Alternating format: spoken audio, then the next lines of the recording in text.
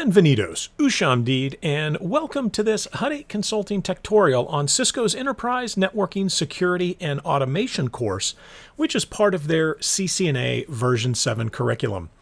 In this packet tracer activity, 10.6.10, we're going to cover backup of configuration files. Now, I'm also going to show you how you can use the configure replace command, which you're not going to find in packet tracer, but is on real Cisco routers and switches. And it is an absolutely fantastic command that will allow you to apply a configuration and the majority of the configuration settings to a router that has no configuration on it. So let's dive in here and take a look at what is really a very, very important concept. And again, this lab has implications well beyond just sort of doing this packet tracer activity. In a real networking environment, this is extremely important to ensure that you understand how to back your configuration files up and how to then reapply those configuration files. So the first thing that we're going to do, because this is a new router, there is no configuration on this router. And you can also see that we've got these red upside down pyramids here. And so that typically means that we're going to have to be doing some work on the interfaces for router A. Now, excuse me, it's asking us to click on PCA, which I've done here. And then we're going to go to that desktop tab, excuse me, which is where we're at right here. And we're going to click on the terminal, and you can see here it's got the terminal settings, and then we'll just simply click OK. And once we do that, and let me move this up just a skosh there. Once we do that, we can see that we are now consoled, all right, using a console cable, or you'll sometimes hear it referred to as a rollover cable.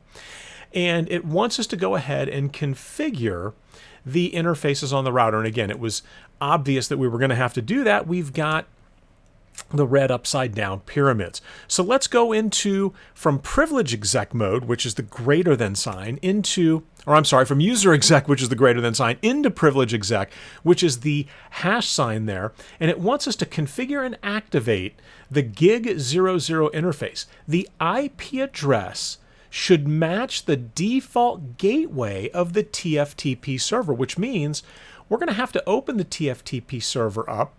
And let's go to the desktop and take a look at the IP configuration. And there is that default gateway address, the 172.16.1.1. So back to PCA, let's now get into global config and go into interface gig00. The first thing I'm going to say is no shut, so that we don't forget to bring the interface up. You'll notice that it doesn't tell you to no shut the interface, right? Again, you've got to sort of imply that that's got to be done because we've got those upside down red pyramids telling us that the interfaces are down. If I said do show IP interface brief, we would also see that those were administratively down. Again, we said no shut, so we see a status of up. Now let's get the IP address 172.16.1.1, and we need to have the net mask in there. So it's going to be a /24. And again, let me double check that. It should be a /24. I didn't look at that. It is. And so we're good to go there, making sure that they didn't put a little twist into the activity. And so we have an IP address on here now. So if I was to say do show IP interface brief, you can see that we've got the IP. Now, let's go ahead and say do ping 172.16.1.2, which should be the IP address of that TFTP server. And again, I know that's the IP because I'm looking down here, and you can see 172.16.1.2. All right, so we've got connectivity, as you can see, to the TFTP server. And now that we've got the connectivity to the TFTP server, we're going to go ahead and copy, whoops, sorry about that. We're going to go ahead and copy the configuration for router A from that TFTP server. Now, again, we're doing this because we have a copy of the configuration we want to use, and that copy is off the router. It's not on the router. It's being kept off the router, right?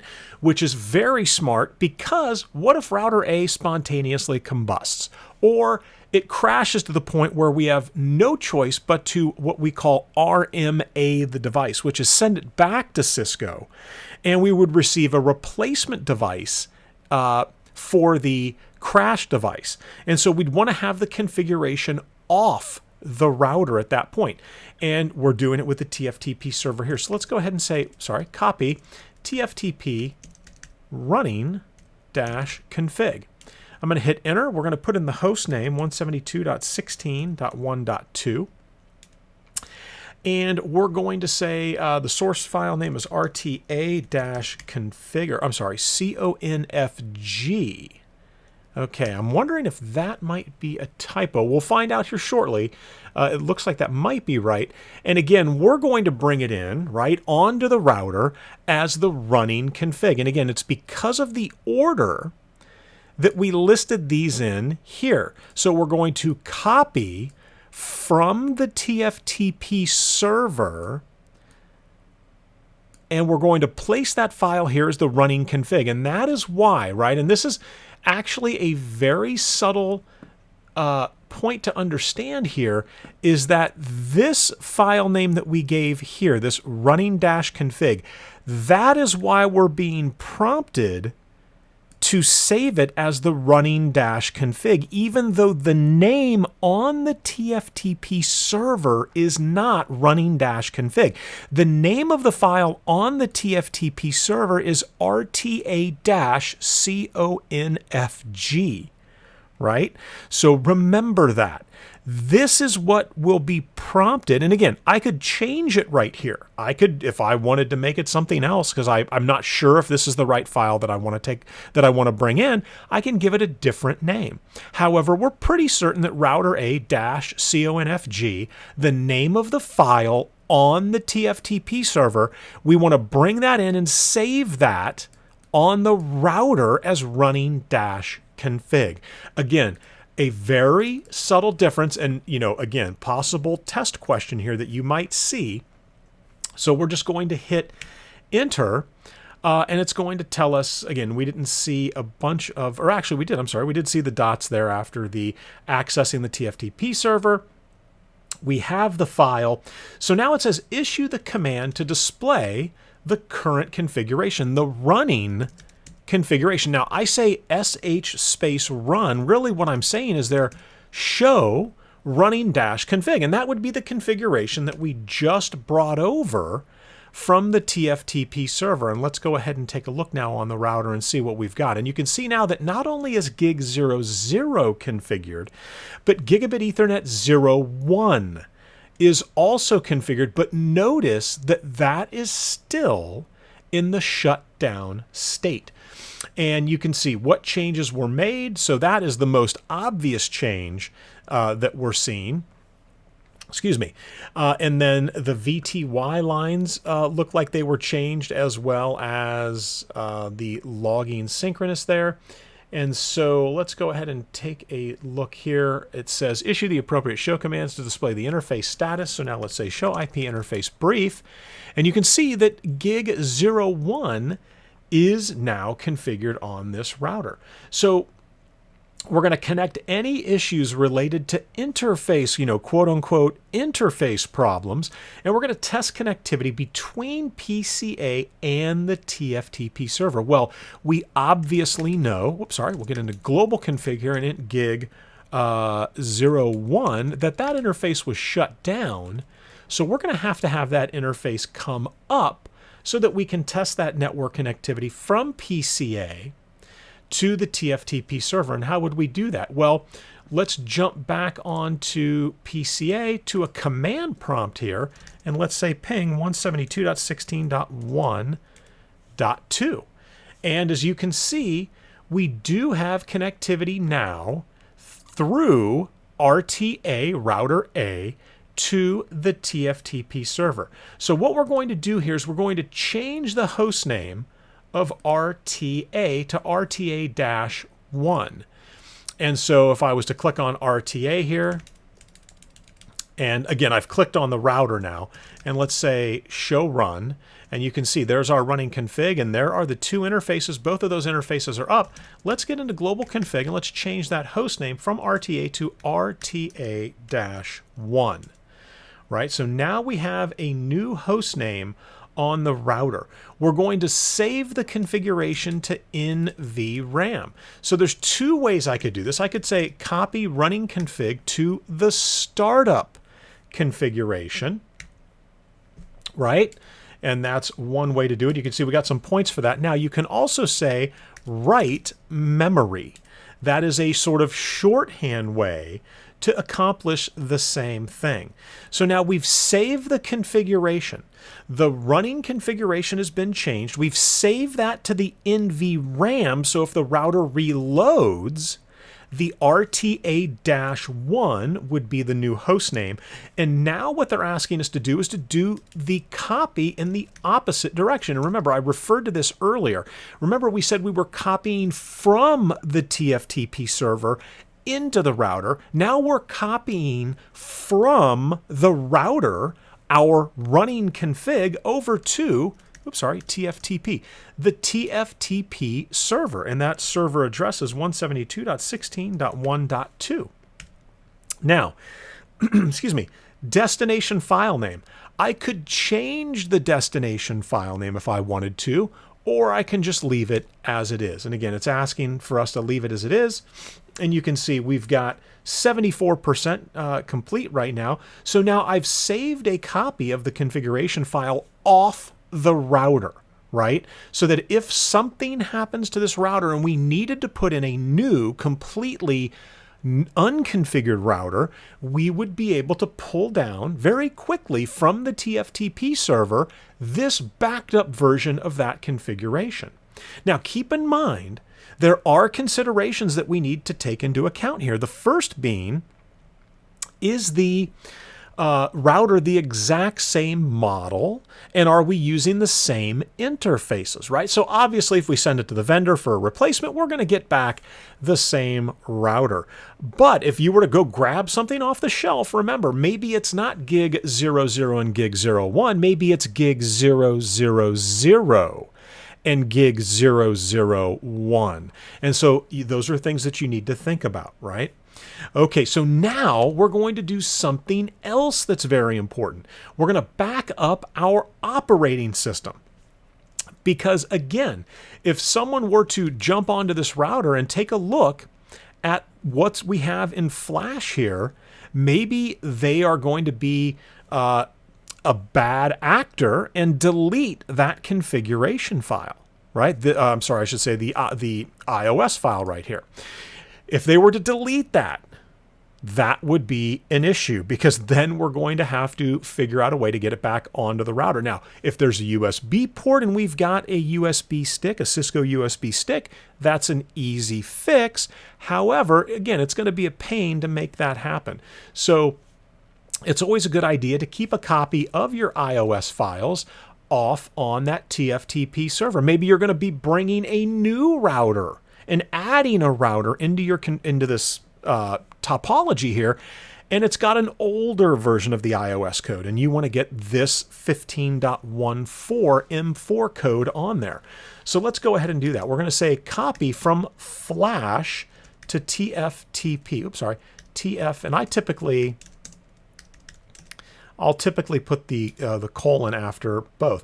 Now, you could type the name out, and the reason I said dir for the directory command to list out what's here is I'm a big fan of trying to eliminate as many typos as possible. So I'm just going to copy and paste that exact name. So the address of the remote host, I'm going to say 172.16.1.2. That's our TFTP server. That is the exact name that I want to give that file over on the TFTP server. Again, doesn't make much sense to change the name there. So we're going to keep it the same.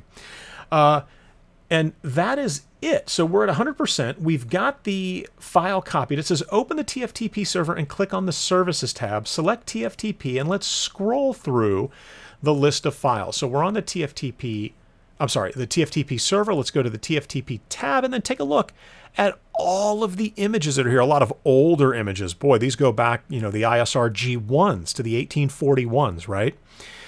So these go way back. The C2600's even older than the 1800s. So we've got some very old images on here that we can get off that TFTP server. And the question is, do we see our C1900 15.1? And there it is right there. All right, so we're at 100%, but now I'm going to show you a very, very convenient trick. Maybe you don't have all your configurations out on a TFTP server. Maybe you just have routers that you use in your lab setup all the time. And so this is a question I often get when I'm making videos is, how do you get those configured so quickly? And here's how you would do that. So would I like to enter the initial configuration? This is an ISR G1. It's a Cisco 2811. Again, older router, no longer supported. However, they're great for lab activities. And you can see here that we've got all of these interfaces that are actually physically on the router. And here I am again at the user exec interface with the greater than sign. Let's go to privilege exec, the pound sign. Let's say show IP interface brief, because I want to show you the before state and then the after state. And again, this router was wiped completely clean with a write mem, and then I ran write erase, and then I saved the, and then I write mem, write erase, and then I reloaded the router, right? And so it's coming up completely blank, but I want this to be able to participate in the lab configuration that I have. So let's say dir. And you can see here that I have a couple things, right? I've got a tickle script here that's going to do a ping test, a TCL script. I've got a base config that I could apply, but then I've got the sub base config. And all I did to get that file, that sub.base.cfg, was I configured the router one time by hand. And then I did a copy. I said copy running config to sub.base.cfg. Now, I'm not going to hit enter here because if I did, I'd be overwriting that file, that configuration file, sub.base.cfg, that I put a lot of effort into configuring so I could do the following, right? And again, I could put that out on a TFTP server. In fact, I could name that R8-sub.base.cfg to keep it off the router so that if something happened to this router, and I was going to just throw another 2811 into my lab setup, I could pull it off the TFTP server and then bring it into the running config. But again, I just simply keep it on the router here so that all I have to do is say configure, replace, and then /sub.base.cfg. And this is all I need to do to literally, within a split second here, as you'll see, it's going to ask me, it's going to apply all of the additions and deletions required to get that configuration into place. And I'm simply going to say yes. And you're going to see that that configure replace command is extremely convenient. And now let's take a look. It's what is happening to the interfaces here. So let's say show IP interface brief. And as you're going to see, I have a bunch of sub interfaces configured here. And the reason for that, there are various reasons for that. I don't have any configuration on the serial interfaces, but I did add a loopback address in here as well. And so this will allow this router to now participate with connections to various other routers. In fact, it's over this connection right here, the fast Ethernet 00.10, that I can now ping 10.0.0.9.